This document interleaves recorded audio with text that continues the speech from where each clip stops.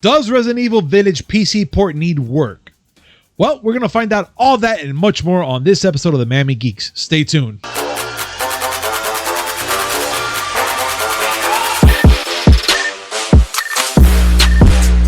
Yo, yo, yo! What's up, everybody? Welcome to a brand new episode of the Miami Geeks Weekly Updates, brought to you by DigitalCrackNetwork.com.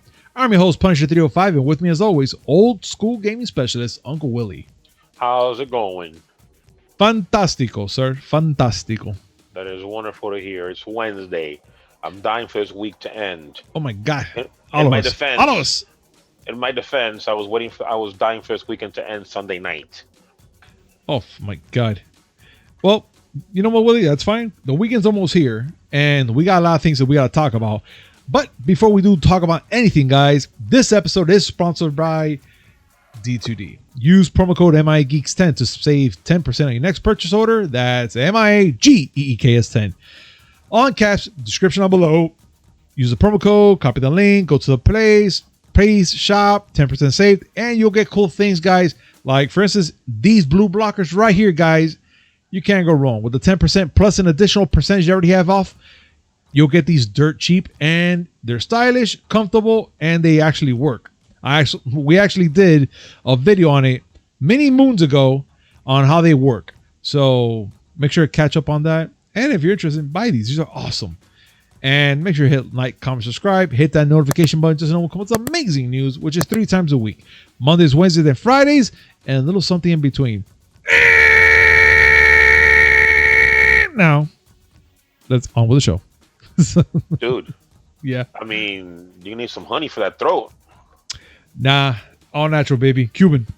Well, I mean, at least put newspapers under your butt because you probably shit yourself. I probably have. I did the poopies. And okay. The poopies. And when a human being says the words, I probably did take a shit on myself. Yeah. That's when you know they've lost control. I mean, it is true. Because I don't know about you, but if I take a shit, I know. Well, yeah. But what happens if you don't? It's a ghost fart. Well, I mean, when you're about to throw it, then you know it. Yeah, because then he who dealt it smelt it. Yeah. Oh, no. The smell will be there. Yeah.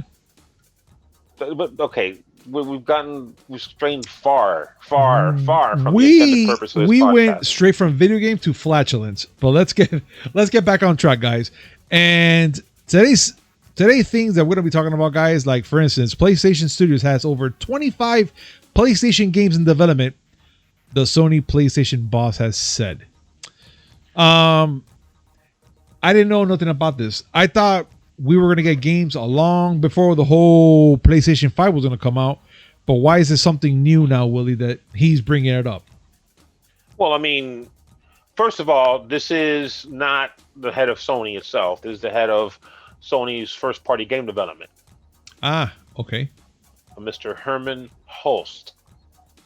Now, he's saying that he knows of over 25 PS5 games in development and making a point to say that about half of them are brand new IP, meaning new shit we've never seen before. I got you. Now, we know some games. We know that Ratchet and Clank Ripped Apart, yeah, which is supposed to come out next month, is one of them. We also know of Horizon Forbidden West, which is supposed to be coming out sometime in 2021. They keep insisting 2021, but we don't have a date. And we do have another game that was named, Kena Bridge of Spirits by Ember Lab. Okay. But, I mean, the other ones, we don't know what they are. I mean, we got to figure that God of War Ragnarok is one. The interview that this piece is referencing doesn't give much information past the ones that we know.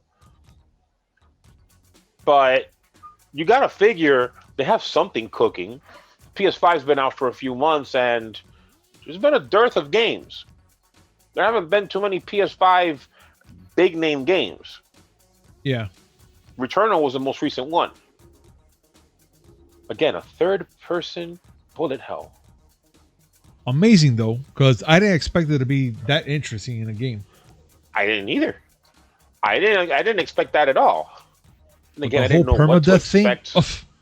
Well, I mean, there's a crowd for that, and Yeah. truthfully, every once in a while, I do like playing games that have permadeath. But Jesus, No, that game is fucking murder. like I understand permadeath, but permadeath without being able to save. I mean, listen, that's the way the game is. You gotta, as the hardcore wonks like to say, you gotta get good. But damn, like in one sitting, have to play the game and get to the end. Mm-hmm. No, I'm 50 years crazy. old. I might die 5 minutes in. Yeah, like dead as an actual human death. Yeah, DED. Like he'll be like, dude. Yeah, I'd be DED dead. Yeah, but whatever. Over 25, and these are not like third party. These are all first party going through PlayStation Studios. Okay. So we'll see what comes up. They'll have to tell us sooner or later. I mean, eventually. Look, we already have E3 on the way, and we already know that PlayStation is going to have their own version of the Treehouse, which they're going to be explaining a lot of the things anyways on that time. And well, we're already in what month are we in? We're in May. We're in May. We just need 2 more months for July, and that's when E3 starts kicking off. Or does it kick off in June? Is it June or July? Let's find out because I don't remember. I think it's in June. It's in I don't know why. Next month. Yeah. So we're just a month away, and that's when E3 is going to kick off and show us everything that we need to see in a week span or even a couple days. It's not going to wait that long. You know that things are going to leak beforehand. It always does. Let's see. Hopefully they're going to keep the anticipation there for us so we can see that. But Willie, I'm pretty sure you know about this, and it's the whole thing with EA. The live services push EA to $6.19 billion in a full year net bookings. Oh yeah. So I know about this. What's going on here, dude? It looks like the live games have once again pushed EA to beat internal expectations as a standout performance for the titles like Apex, FIFA, and all the other good stuff. And they're making some like serious money here. So what's going on? Now, that's 6.19 billion in net bookings. Yeah. Which is not the same as not exactly the same as revenue. They only reported 5.63 billion in net revenue because net bookings takes into account things like subscriptions and other deferred revenue. So shit they haven't really earned yet. Okay. But here's the little note that hits me. Of the 5.23 billion, 5.63 billion. All right. That they got in revenue, only 1.6 billion came from game sales. Okay? 4 billion, more than 4 billion is live services. Damn. Only live services, dude. So over 3 times the amount that they made in game sales, they made in live services. That recurrent user spending that they love to say is, necessary. Yeah. Damn, I mean, they say that having to have those things in there is necessary because the games themselves don't make money and making games is expensive. Yeah. If you're making $1.6 billion in revenue from game sales, and that's not enough, no, something's wrong. I think you should switch industries. Yeah, because you don't know how to do your job. Let me know that I'm making that much billions, not millions, billions. And you could bet your sweet ass I'll be like, yeah, I'm fine. I'm good. Yeah, I'm good. How much does it cost to make your games, y'all? What the fuck are you using, first of all? What gold computers and processors are you using? Forget about that. I like to see them sit there and justify, because FIFA 21 was expensive to make. Yeah, because what they did, Willie, is they got every real soccer player and had a real soccer match for it can look authentic. So what happens is no. everyone that's playing the game, they're pretending they're playing the FIFA soccer, guys. And then the thing is no, it's already been pre-played, and everyone is just watching an actual game just happen. No.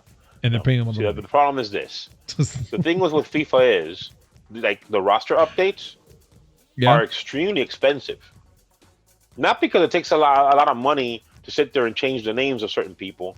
Mm-hmm. But the thing is that the people that are doing it in EA, the entire team that handles the roster updates for all their games, it consists of a 75-year-old Norwegian man, a sloth, and 2 drumsticks. That's the team. Wait. They take up a lot of money. Wait. Those 2 drumsticks, though. Baked or fried? No, the sticks you beat drums with. Oh, you those. Hungry motherfucker. Man, you said drumsticks, so I'm here like... I said drumsticks, and you immediately said, "Ooh, the Colonel." Yeah. What? They're too expensive. They're too expensive for this shit too. What the fuck? No, that's too much. You can't use. Well, they're add-ons, I guess. Fine. You can't use KFC. Why not? Winn-Dixie.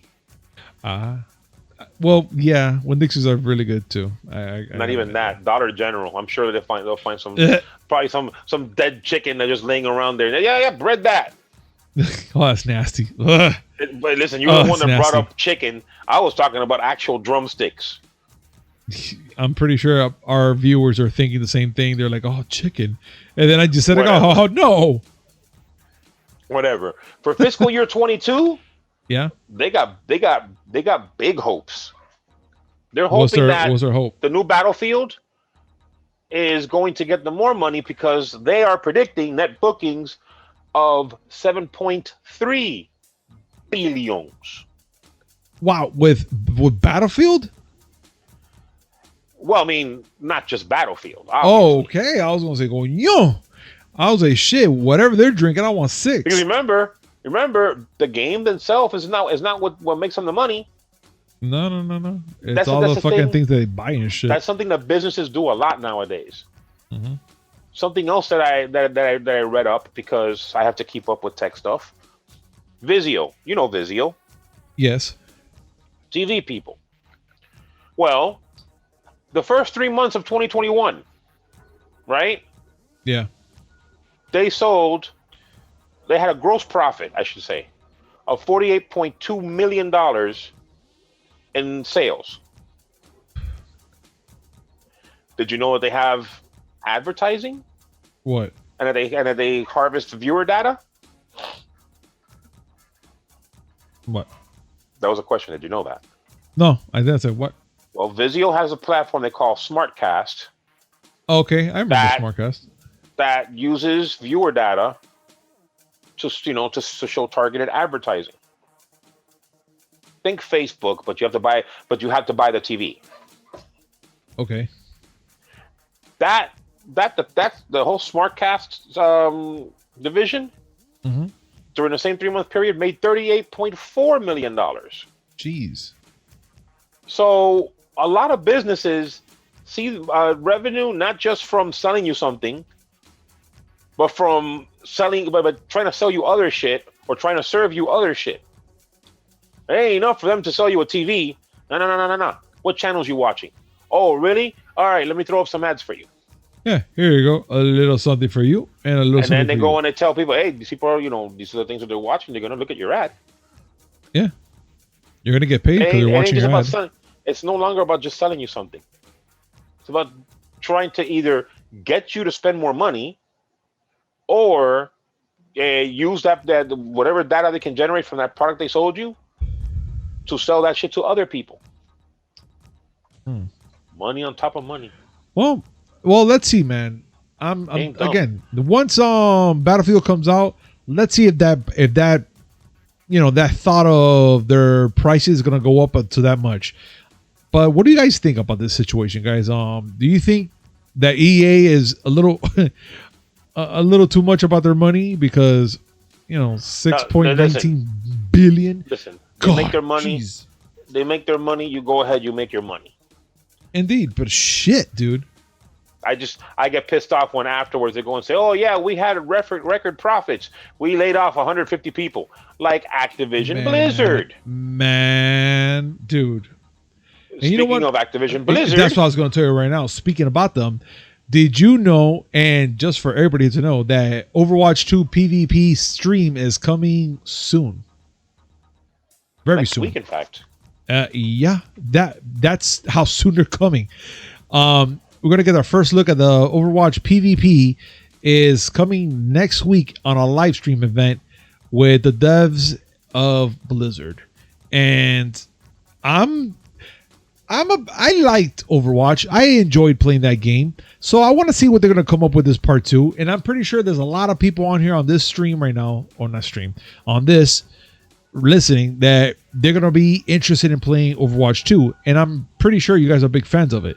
So I can't wait to see what they're going to bring up. Any news, Willy, on what you think what they're going to be showing? I mean, it's PvP. So all they're going to show is, well, first, the differences in this game compared to the original. I'm sure they're going to show off different modes and new maps. My nephew is dying to see Overwatch 2, but funnily enough, he doesn't want to see any more PvP. He heard that Overwatch 2 is going to have a story mode. He wants to see story mode stuff. Oh, well, that's pretty cool. But that's not going to happen anytime soon. Well, yeah. Mind you, this game is not anywhere near being ready to release. There's still got a while to go. So this is what, like alpha stage? I wouldn't say it's, well, yeah, I would say alpha stage, possibly internal beta. Okay. Because, I mean, they're showing the base stuff right now. It's an Overwatch game. You know there's going to be PvP because that's all the original game is. Mm-hmm. Well, you know what I mean. It's just it's multiplayer combat. That's all you're going to see, multiplayer combat. They're going to show different modes, which might interest people who just want to play the multiplayer aspect. But yeah, I can tell you that there's people out there that are more interested in story mode because my nephew's one of them. Okay, I can see that. But fine, that's fine with me, dude. I can't wait for next week to see what they're going to be showing us, which we will show you a little video somewhere up here for you guys to see what's going on. But Willy, we have a thing we had to talk about, and it's technically it's technically the title of this whole podcast, and his Resident Evil PC port is disappointing and it needs work. Again, I'm not too familiar with the PC port of Resident Evil or anything like that. I know you're very familiar with this and a lot of the things you read about. Can you give us a breakdown of what's going on here with the disappointing ports for Resident Evil Village? First off, I will say, for those who are wondering if the PC port's absolute bunk, no, it is not. This is not a rehash of Batman Arkham Knight or Dark Souls. This is a fully functional game. And normally, I wouldn't pay much attention to it, but this opinion piece comes from good old people at Eurogamer and Digital Foundry especially. They know their shit about ports for PC. What this gentleman is saying primarily is that there are some little kinks here and there that show that they need to patch some stuff. Mainly having to do with graphical fidelity, field of view, and some weird UI settings. One thing that people forget, that companies forget when they're doing a PC port of a game, is that menus don't work the same on PC the way they do in consoles. Number one, there have to be a lot more settings, which, to this game's credit, it seems that there are quite a few. But you don't just move up and down with a controller. Sometimes you use a mouse, a keyboard and mouse, and having to go up and down with the arrow keys isn't very intuitive when you have a mouse. Minor things. But I'm pretty sure that everyone likes to. But I'm pretty sure everybody likes to play the PC port games on controller as well. But I think they say that it's a controller. Oh, okay. Because I was saying, because sometimes I know the keyboard and mouse, it's a little more faster because you're more accurate with the, with the mouse in the hands and all that stuff like that. And then the key commands are a little more faster for inventory purposes. Yeah, but keep in mind that there are people that either through preference or just general psychosis do like playing games with keyboard and mouse. Okay. I've seen people play well on PC Rocket League with keyboard and mouse, which I can't do. But then again, I'm not that good at Rocket League with a controller.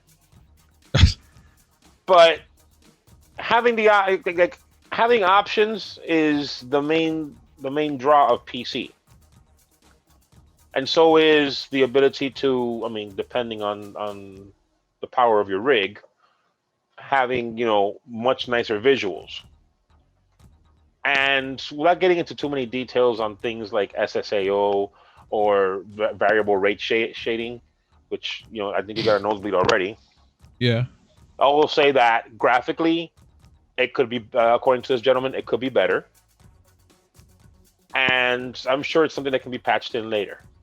For those of you that are worried, it's all right. The game works, and it works fine. Now, if you don't have a very powerful rig, you might want to cut back on some settings. And that's a part that I'm pretty sure nobody wants to do, because you will love to see this game in its full glory. I've been watching a couple streamers, and of course I've been watching on my TV full 4K or whatever, and the game is impressive. It's beautiful, and my tall lady, But as an example, that beauty on a PC comes at a cost. Yeah. Like, if you want to have at least a decent amount of bells and whistles on, they're talking about having to have a GPU with at least 8 gigs of VRAM. Woof. I mean, it's not that bad. It doesn't sound that terrible. Mine only has 6. Yeah, and you're pushing. So I gotta turn down a couple settings. I mean, and you're pushing. That's not a terrible deal, but it's like, people who have, that's the thing. When people have a gaming rig, they're like, nah, because I gotta set all the settings to max. Yeah, slow your roll there. Yeah, relax. This is not a Porsche. No, I mean, calm down. Yeah, you can play this thing at 4K, but you better have some freaking big hunking hardware. That's all I'm saying. I agree. So yeah, I mean, it's not like if you're a PC master race, if you have that mentality, you're gonna be disappointed by the way the port looks. And there's a video, you can see the video there, and it's not as sharp as it should be. But again, this is not a Batman Arkham Knight. At least this fucking thing works and works. No, it does, and it's a beautiful game, and that's why I'm gonna leave off right there. But I do want to ask our viewers, if you guys are playing this game, what settings do you have to play this game? Do you guys go full all the way? Like, what type of settings do you have for your computer? What type of computer do you have? Period. Let us know in the description down below. We will love to know, what are you guys pushing to play this game, and if you're playing it right now. Comment down below.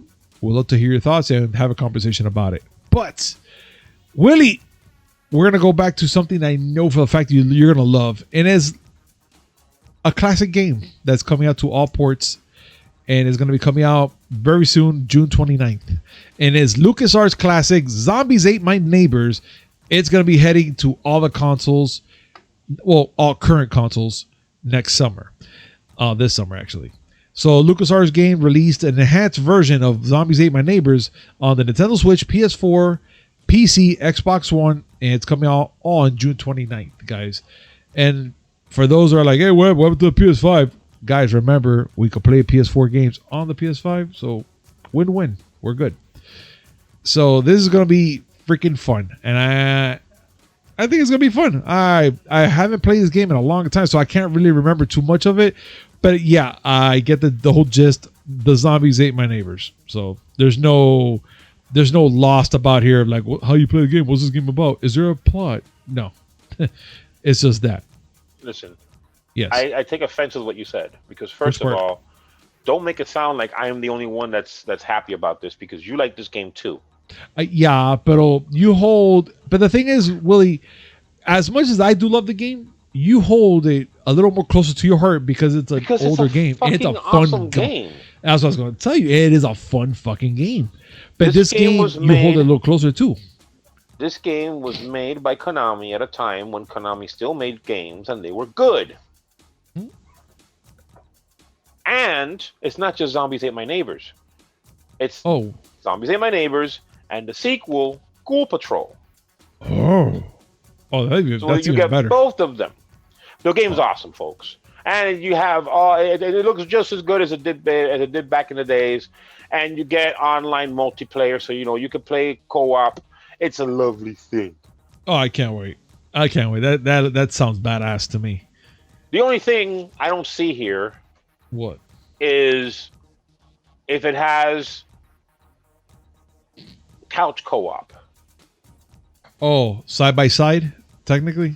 Yes. Like you can play, like y'all can play in one place on the same console. You know what? I would like to say that maybe yes. I mean, if you're going to do online co-op, what's stopping them from doing couch co-op? Listen, very, very, very, very many developers make games and don't take couch co-op into account. Because everybody's online now. Why not just play with your friends online? What if I'm having a guy's night and I'm like, let's play a cool game? I will have to agree with you there. Like, remember, because I don't give a fuck. I'll say it. I have a modded OG Xbox, and I put MAME in there. Remember when we were playing Gauntlet? Oh, the four of us? God. Yes. And Ninja Turtles? Oh, stop. It was so much That's fun. The kind of shit you want to do. You have some friends over. You have some alcoholic beverages of your choice. You have all manner of munchies. You're sitting there. You're playing games. Good, wholesome fun. No, definitely, dude. And to me, things like that is what makes gaming awesome. But there is one thing I do not appreciate is when they make a good game and they make it to a pachinko machine. No. Hold on a second, because there's one more thing I want to bring up about this. Oh, okay. Please go ahead. Digital only. Oh, so that means you have to look at these people, see if they make a hardcover. Oh, no, they are. You're talking about limited run? Yeah. Oh, they're going to. Oh, okay. But fuck. All right, get back to the horrible news you're about to bring up. All right, fine. So it looks like Fatal Frame, for those who haven't played it, it's a freaking creepy ass game that you are technically walking around in an abandoned school, right, Willie? You're a young girl in Japan, because of course. Oh yeah. And you're walking around, not just a school, but there's different. The series takes place in different areas. Okay. But basically in very haunted places, and the only thing you have to defend yourself is a camera. Yes. So this is like Dead Rising, except the camera actually hurts. Yeah, snapping pictures and it kills them. But here's the thing: that game is going to become a pachinko machine. And I don't even know how or why would they do something like that, man? After 7 years, the most recent Fatal Frame game, the beloved survival horror game, is coming back. But yeah, it's coming back as a freaking pachinko machine. And I don't know why. Like, Willie, why would they do this? Why? Because in Japan, it's more profitable to sell pachinko machines than it is to sell games, because gambling is a thing that recently became okay in Japan, and Konami has used that to wonderful effect, because they won't make Castlevania or Silent Hill games, but you better fucking believe they have pachinko machines.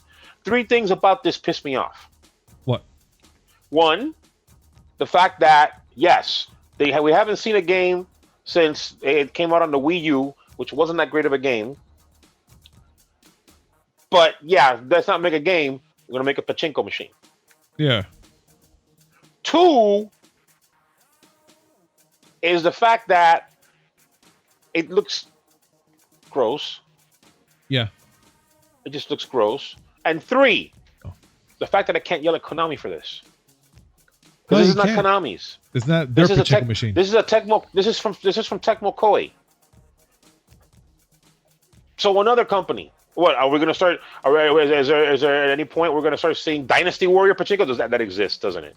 It might. It just might. I'm going to look it up right now.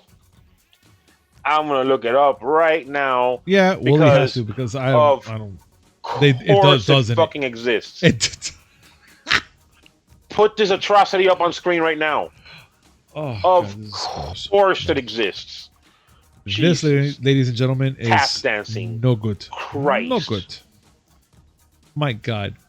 But, oh, God, I'm so sorry, Willie, that you had to do this search and find that hunk of garbage right now. Listen, I'm not even that much of a fan of Dynasty Warriors.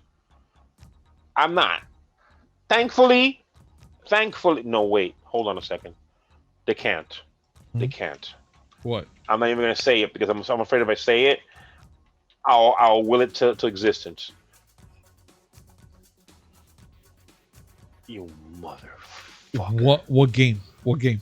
You're not gonna know this game because this is a game from back in the olden times of the NES and Super NES. Nobunaga's Ambition. I know strategy games. No, not. Calm down. First chicken, now ass. What is with you? Why is there a problem? We're trying to make a decent podcast here. And it is decent enough. Who the fuck am I kidding? Anyway, but I'm saying Nobunaga's Ambition is an old strategy game series. I loved Koei's strategy games back in the day. Gemfire, PTO, Aerobiz. These are games you've never heard of in your entire life. Never. They were the masters of strategy games back then. And yes, there is a Nobunaga's Ambition pachinko machine. Because of course there is. Yeah. But in their defense, at least they're making games. Oh, definitely, dude. But you know what, man? To each their own. You know, if they like pachinko machines, let them keep it over there. Let them play all their pachinkos they want. But pachinko machines, not pachinko, not pacheco. Whatever. Pachinko, pacheco. It ain't here. I don't want it. That sounds like they're making an adaptation of Carlito's Way, and we don't want that. You know what? Since we're talking about adaptations, Willie, and horror and shit, let's talk about the Forever Purge, shall we? Why? Like, I liked the first Purge movie. I actually enjoyed it. The second one, it just kind of like drew me to a point where I was like, yeah, I don't care. This one, it was just full on go fuck yourself. I know there's a lot of people that love this type of fucking series. I am sorry that you're like, Punisher doesn't like this shit. What the fuck? But I'm going to be honest. It's just pointless. I don't like it. It's dumb. I see where they're going with it, but it's like, I don't know. You know what's really scary? Look at the gas prices right now. That's scary. That's horrifying. Listen, that's going to cause a purge. That's going to cause a purge. Yes, really. But this right here, I'm like, I don't know. I mean, what do you think about the trailer itself, Willie? Let me first of all, I take offense with I don't take offense. Whatever. I'm chill. The first Purge the whole concept of the Purge is interesting. Yeah. The first movie, they kind of fumbled it because it's like, yeah, the whole concept of a bunch of people basically trapped in their own home. Mm-hmm. And, trying to avoid being killed during the Purge, but they're dumb white people in a horror movie, so that stupid shit's gonna happen. Always. So yeah, a great concept that they kind of messed up in the first one. The second one was not as brilliant, but it was a better movie. Okay. Because it had more action. Yeah, and it was not just isolating, just sitting there in a house. You're moving around a lot in this. You're in a city now. Yeah. The third and fourth, whatever. Yeah. Now the third, I Forever think Purge.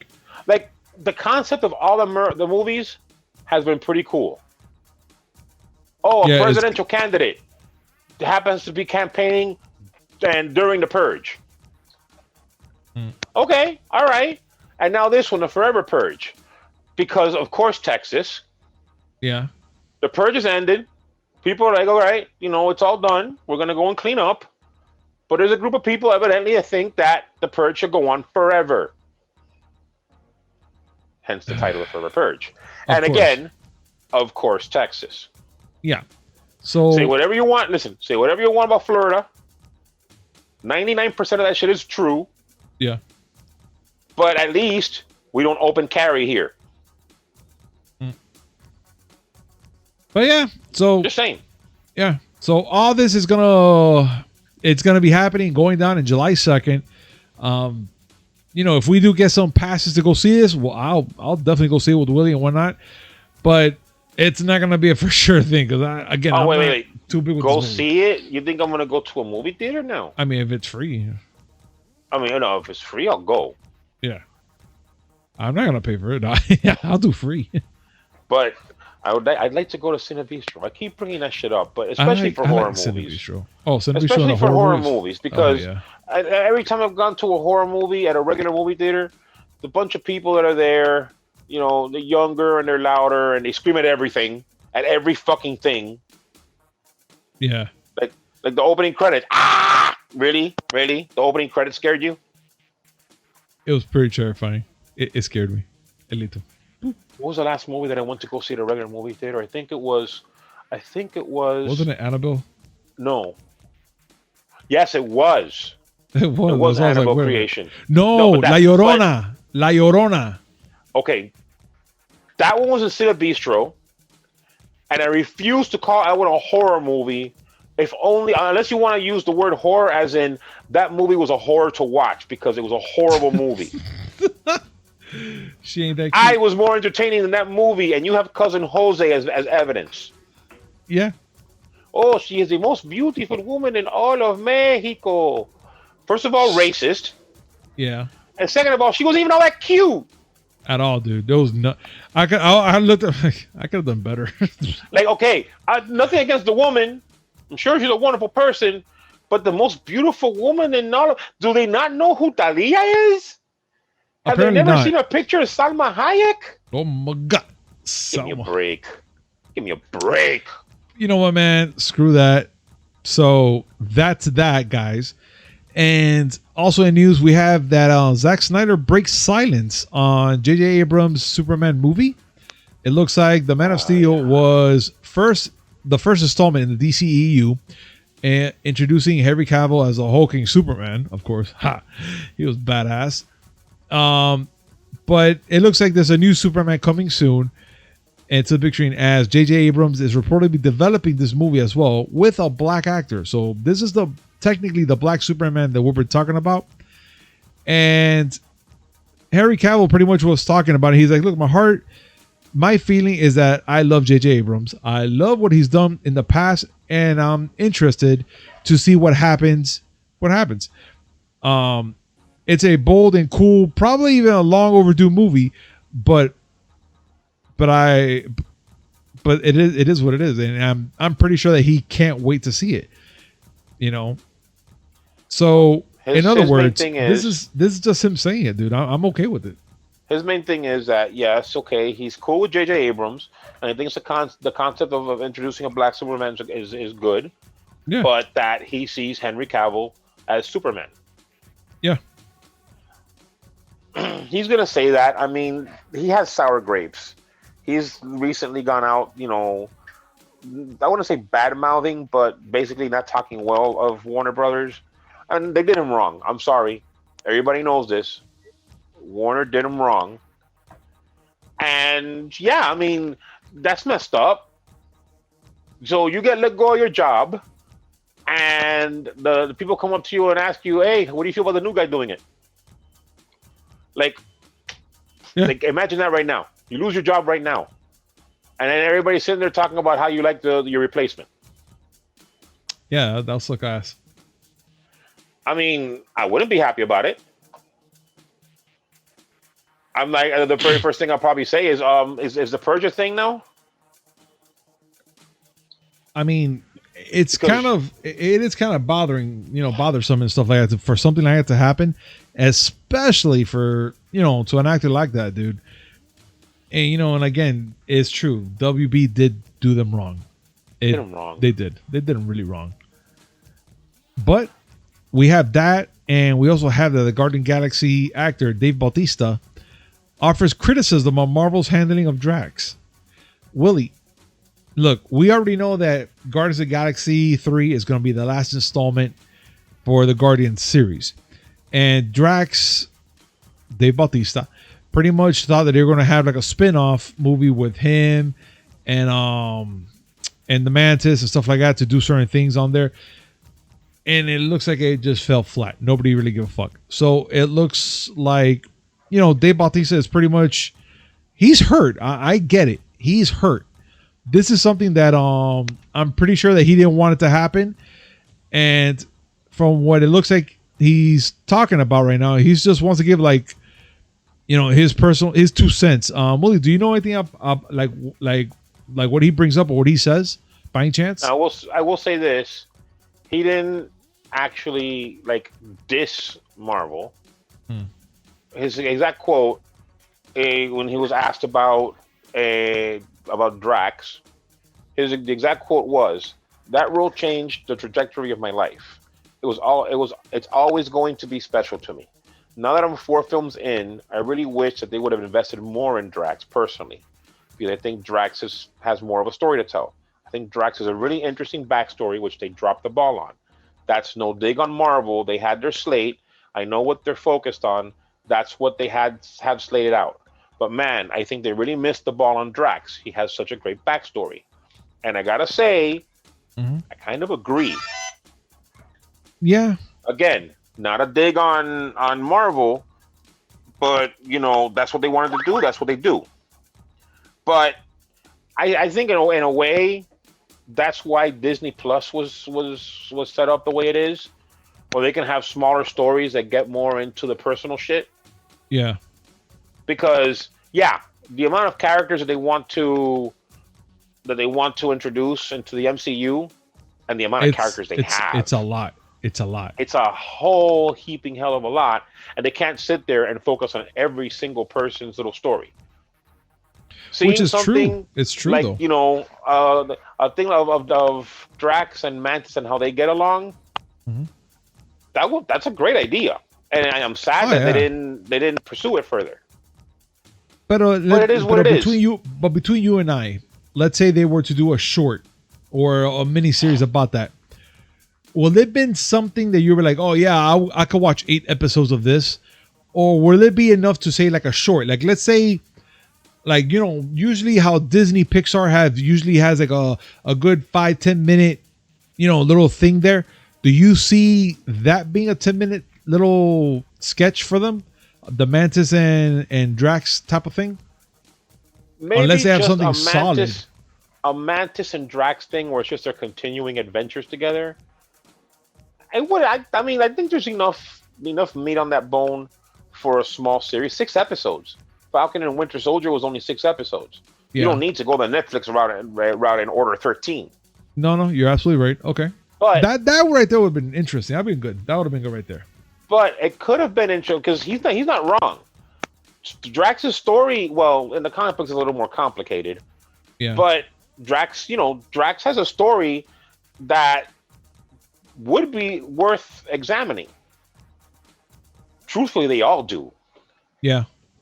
But Wanda got her time to get not just her story of dealing with the grief of losing Vision, but she got backstory and they really filled out her character in WandaVision. And there's a lot of that too in Falcon and Winter Soldier. Disney Plus is going to be one of those vehicles where, hey, let's say we want to do something about Thor. Yeah. Maybe they want to expand on that little bit that little short they did once of him rooming with that guy, and how maybe you want to fill that out more. Oh my god, that would have been awesome. That would have been awesome. Maybe, they did a little short with Trevor. Maybe right before Shang-Chi. Maybe before Shang-Chi comes out, maybe they'll want to do something like that too. That'd be cool. Or afterwards, showing how the Mandarin became the way he was, and how they found out about this Mandarin. I understand. Yeah. There's 100 different directions you can go. Marvel Studios has shown that they're willing to put some things in Disney Plus that fill out events in the movies. Yeah. It would have been great. Yeah. You know, it's another thing that would have been great, Willie, which it's a lot of talk right now. And it's Margot Robbie has been chewing DC's ear off about having a Harley Quinn Poison Ivy movie. That should have happened already. Yes. And it looks like Margot Robbie has been talking about it a lot. And like she wants it to happen. And I personally will say, yeah, that'd be awesome to have a movie, or let's say a series, because movies haven't been really their strong suit right now. But a good series will be cool. At least of these two having a little thing together and see how they work together, how they bond, like, you know, kind of like the Harley Quinn show, the cartoon, kind of like Exactly. I would have been okay with that. I would have been down with that thought right there. And apparently, she's been after them for quite a while about this. Like, direct quote. Trust me, I chew their ear off about it all the time. They must be sick of hearing it, but I'm like, Poison Ivy, come on, let's do it. I'm very keen to see a Harley Poison Ivy relationship on screen. It'd be so fun. I mean, yeah. I mean, okay. I don't know what's going on in the minds of the people that run DC and Warner's. Maybe they're afraid of the whole sexual relationship. Fine, don't make it a sexual relationship. But at the very least, introduce the friendship. Yeah.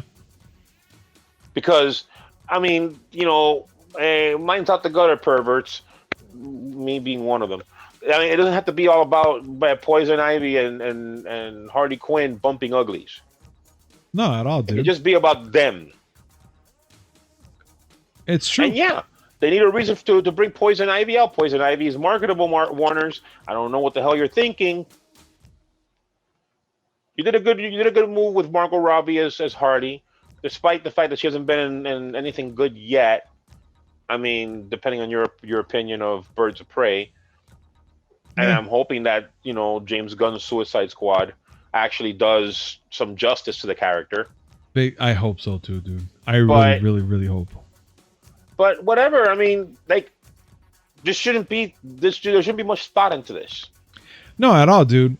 Like I think they should get together, work about this, and see if they can meet in a happy middle. Because I think this will be a lot entertaining, and I'm pretty sure a lot of the fans out there will love to see that happening. And I'm pretty sure there'll be petitions and give us the Robbie cut, or, you know, whatever the case is. You know, they're going to probably want all this happening. And I think that this will be a good thing to watch. I'm down with this. I'm really down with this. Now, let's keep things real. Okay. This is Warner Brothers here. They haven't been able to figure out Superman. I mean, I'm not going to give them. I'm trying to be optimistic, and I want it to be good. God damn it, I want these things to be good. But Warner Brothers has not instilled any confidence in me. Not at all, dude. You know, and I personally think again that Warner Brothers is not doing DC any justice, and I feel bad because DC has some very interesting characters. It actually converted me to becoming liking DC a little more. And I think if they would have had the right state of mind to do things like Marvel's doing right now, or have a Kevin Feige of their own for DC, I think it would have been awesome. They have been looking for someone like that. It's dumb to look for a person that is exactly like Kevin Feige, because I mean, Kevin Feige works for Marvel in the sense that, you know, he works with what Marvel is doing right now. Yeah. At least the what he's doing is something that people have been gravitating to. Warner doesn't have that person yet. No. But you know what, Willie? Since right now we are talking about Marvel, do you know that it's been 10 years since the first Thor movie? Yeah, I saw that today. I'm very surprised that it's been 10 years already, and I'm here like, holy shit, it has. But the cool things about this is that Chris Hemsworth remembers his no-name days with Thor's 10 years anniversary photo throwback, and yeah, this picture does not do him any glory, dude. Him and Tom, and it's an old image of Tim and Tom alongside an article referring to the actors with no names. 10 years after the co-star of Thor, and they filmed a no-name actor famous in Hollywood and stuff like that. So Chris Hemsworth is technically like, yeah, here's an old image of me 10 years ago with Tom, the no-name actors, technically. And I just find it hilarious. Two things kill me about this post on Instagram that he put. That is one, yes, the Vulture article that says Marvel rolls dice, casts no names for Thor. Yeah. And the second thing that kills me is if you read the article talking about that, at one point, Shia LaBeouf was rumored to be in it. Ugh. As what? I don't know if he was going to be Thor or Loki. Either way, Shia LaBeouf was going to be in it. That would have been weird. I mean, whatever. Whatever. I mean, yeah, exactly. The first Thor, not a bad movie. It's not. I mean, it's not great. I don't think it's that great of a movie, but it wasn't bad. Not as I didn't like the second one. The second one was really dull and bland to me. Even though a lot of people are like, oh, but it has a lot of story into it, but it just fell flat for me. It really did.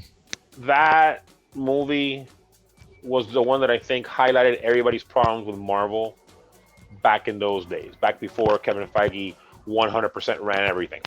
Yeah. Yeah. Because remember, this was in the days of Ike Perlmutter and doing things the Ike Perlmutter way. Yeah. You know what? Not thinking about it. I feel like watching those movies again just to see when everything got better. You know that? I feel like watching it again. It's amazing going back and looking at it. Because, yeah, a lot of the things that we like about Marvel now was present there. But now think about the fact that, for example, the Avengers. The only person there making over $1 million was Robert Downey Jr. Yeah. Think about the fact that had it not been for a near revolt during the filming of Age of Ultron, they'd probably still be trying to get paid. Well, Disney will be trying to pay them shit money. Yeah. Chris Hemsworth, Chris Evans, Mark Ruffalo. These are people who, they had careers, but they weren't like household names. Yeah. No, you're absolutely right. The biggest names there were Robert Downey Jr., and you can make a case for Scarlett Johansson. And, of course, Samuel L. Jackson, because he's the man. Yeah. Badass motherfucker. Yeah. Yeah. But I'm just saying, you think about you watch that now, and you think about the fact that Marvel, at the time, wanted to, really lowball them. Basically saying, hey, we made you famous, you'll work for pennies. Mm-hmm. Times have changed. Times has changed, man. I'm really glad about that. But, Willie, like in every good thing, there has to be an end. Like today, we're done. We finish everything right now. And I'm pretty sad because we're going the distance pretty much here on the podcast. And I can go for hours. We can go for hours talking about Marvel and everything here. But I know everybody here is going to be like, oh, please shut up. Well, I'm pretty sure my nephew's saying that because he's locked out. Oh my God. But you know what? Let's finish this up, guys, for his nephew could play the games and all that good stuff. No. And he has his own PlayStation. He just wants access to the games. Oh, I see. And he's not. He had the nerve to call Assassin's Creed 2 a stupid game. He's young. Let's remember that, Willie. He's young. He's funny. I will say that. I'm gonna put this in there real quick. He's funny. I don't know. I remember what game it was that I thought he'd like, and he's like, "No, the graphics suck." Oh my God! The graphics suck. Yeah, it doesn't look. It isn't. They don't look that good. I look at him and I go. I obviously didn't say this word, but in my mind, I felt like saying, "Motherfucker, You play Minecraft. Yeah, it's all blocks and bricks. So Like, I love Minecraft, but there ain't nothing graphically gorgeous about it unless you're playing in RTX mode. He plays Among Us. You slow your roll there, buddy. Easy, pal. And now he's having fun playing Dragon Ball Kakarot. Okay. Oh, okay. But you know what, man? It's all good and dandy. But this episode is brought to you by D2D. Use promo code MIAGeeks10 to save 10% on your next purchase order.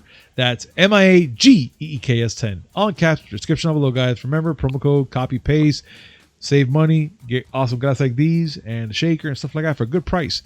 And also make sure to hit like, comment, subscribe, hit that notification button just to know what comes amazing news, which is 3 times a week. Mondays, Wednesdays, and Fridays, and something a little in between.